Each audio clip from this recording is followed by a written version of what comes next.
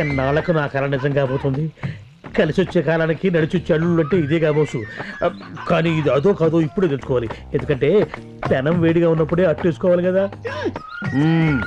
ఎక్కడికి వెళ్ళొస్తున్నారు? గుడికి వెళ్ళాం నాన్న. ఓ షాపింగ్కా గుడికే? ఓహో గుళ్ళో షాపింగ్కి వెళ్ళొస్తున్నారా? ఏమిటి ప్రేమిస్తున్నారా? అవును నాన్న. ఎవరు, మీరా వాళ్ళ? వాళ్ళు మేము ఇద్దరం నాన్న. ఏ వాళ్ళకి మీరు డబ్బింగ్ చెబుతున్నారు, వాళ్ళు చెప్పలేరు అన్నమాట. అది అంకుల్, అది ప్రేమించి ప్రేమించి పెళ్లి చేసుకుంటారా? పెళ్ళా? ఆ మాట మీరెట్లా చెప్తారులేవయ్యా, పెద్దవాళ్ళం మేము చెప్పాలి కానీ. పెళ్ళంటే మాటలా, ముహూర్తాలు కుదరాలి, జాతకాలు కలవాలి, అవన్నీ పెళ్లి తర్వాత చెప్తున్నాను. అయినా నేను ఒప్పుకోపోతే కదా నువ్వు పాదాభివందనం చేయాల్సింది. వెళ్ళి లోపలికి వెళ్ళండి అమ్మా, అల్లుళ్ళని తీసుకెళ్ళి మంచి భోజనం పెట్టండి. చిచి, ఈ పోలీసు ఉద్యోగం కంటే ఏ మున్సిపాలిటీ ఉద్యోగమైనా బెటర్. మురికి ఊడుస్తున్నా కనీసం మనశ్శాంతినే ఉంటుంది. ఏంటి సార్ ఈరోజు త్వరగా డ్యూటీకి వెళ్తారేంటి? ప్రాబ్లమ్స్ అయ్యా, ప్రాబ్లమ్స్.